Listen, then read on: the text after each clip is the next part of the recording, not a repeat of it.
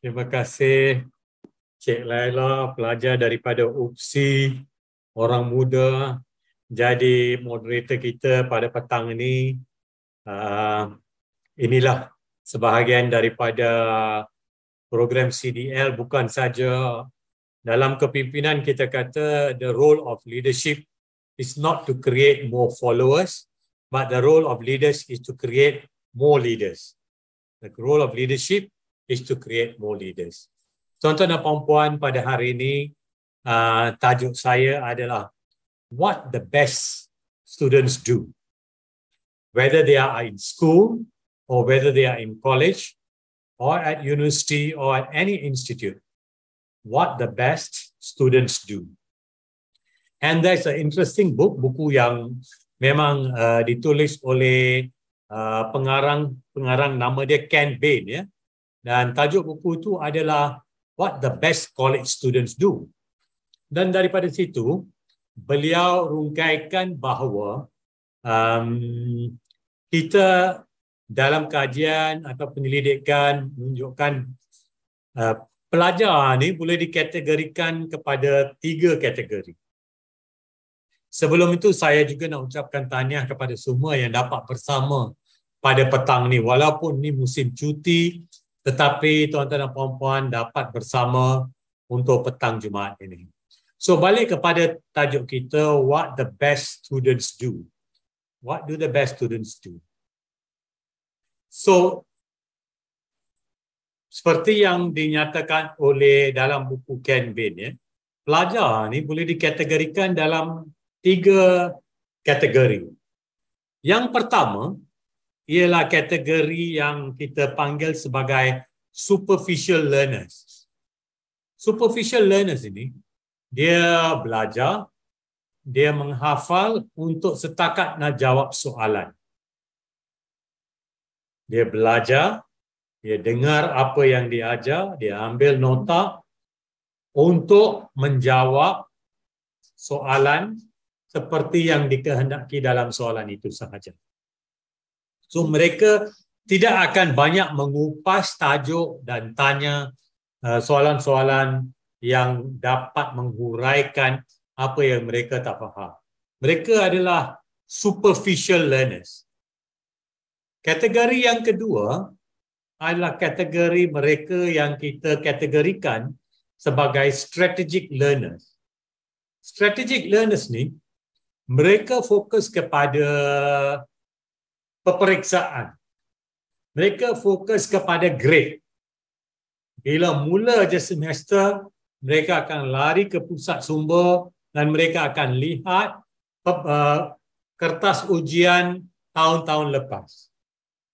Dan mereka akan kaji soalan-soalan mana yang mungkin atau selalu ditanya.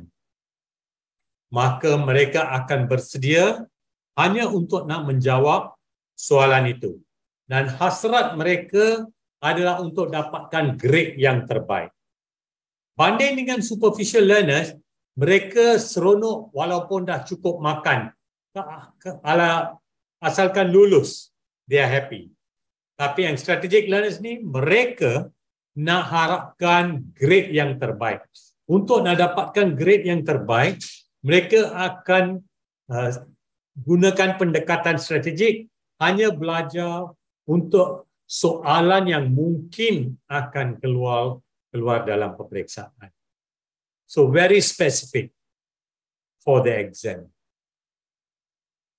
Kalau kita nak panggil mereka kategori yang exam oriented, yang hanya fokus ambil periksa dan dapat grade yang terbaik. They are preparing for the exam. Walhal yang first category superficial learners, they are preparing just janji boleh lulus. Now we come to the third category, kategori yang ketiga. Kategori yang ketiga ialah the deep learners. The deep learners ini adalah kategori yang sentiasa tidak akan terima ilmu yang disampaikan, tetapi mengemukakan soalan-soalan supaya mereka boleh mendalami ilmu yang disampaikan dalam kuliah-kuliah atau apa jua yang mereka baca. Mereka suka menyoal.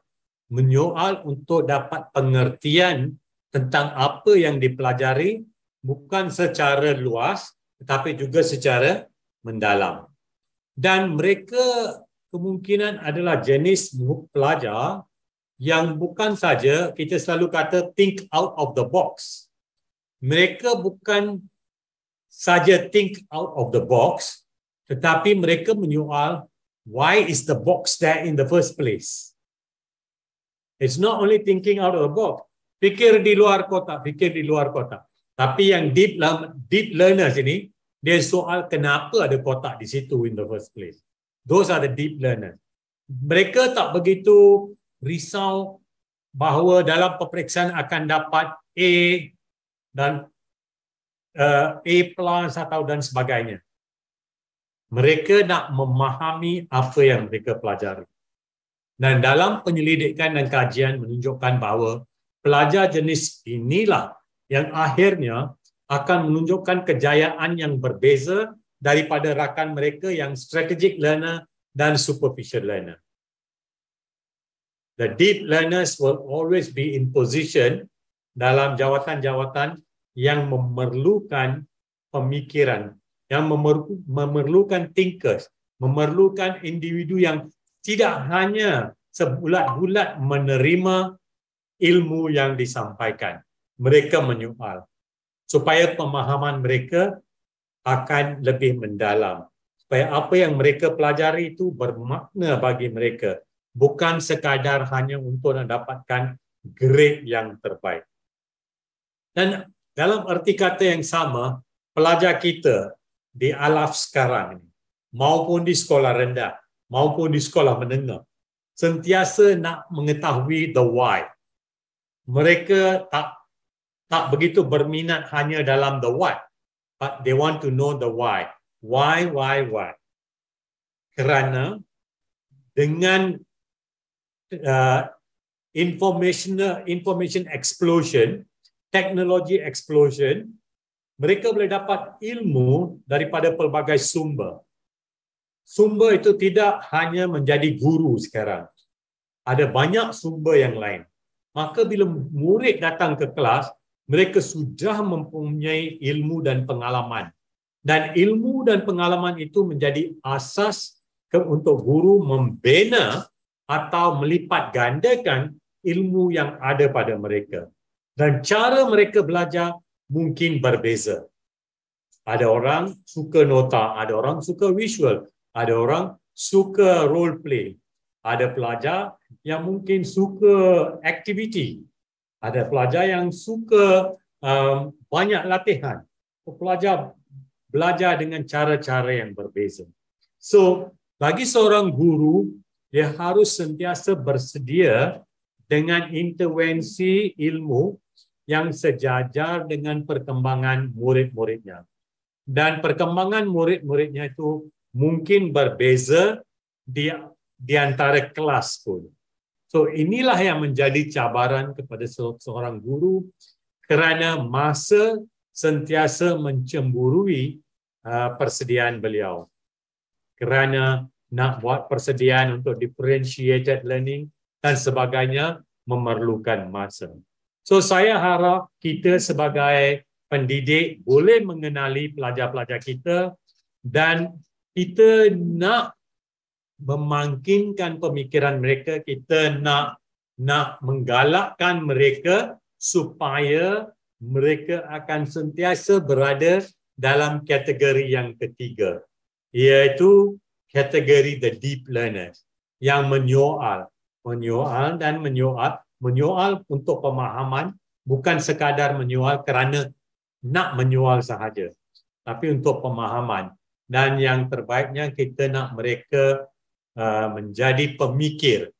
From when you are Socratic, pendekatan Sokratis dalam memahami sesuatu, anda akan banyak bertanya. Tapi bertanya itu ada manfaatnya. So tuan-tuan dan puan-puan, saya akan jemput anak saya hari ini. Dan dua ungkapan yang saya selalu bacakan pada penghujung sesi saya akan dibacakan oleh beliau pada hari ini. Terima kasih, Siti. Okay. Yes, bos. boleh nampak? Yes. Okay. Have to be in front. All right. Okay. Buku adalah beban latihan minda. Books are the training weights of the minds. If the child can't learn the way we teach, maybe we should teach the way they learn. Would you like to repeat that again?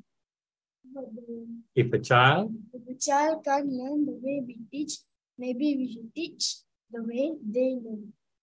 So, terima kasih dan ingat-ingat bahawa ilmu tu boleh datang daripada pelbagai sumber. Daripada buku, daripada internet dan sebagainya. Marilah kita sama-sama sentiasa menerokai ilmu. Itu saja daripada saya untuk 16 hari bulan Disember dan semoga tuan-tuan dan puan-puan sedang mengambil masa bersama dengan keluarga di musim cuti ini. Sekian, terima kasih kepada moderator muda kita, Cik Lilia. Ya. Thank you very much. Jemput kawan-kawan anda untuk bersama dengan kami pada masa depan. We need young people. We need young educators. We need young educators yang gah dan mempunyai passion yang tinggi dalam pendidikan. Terima kasih semua.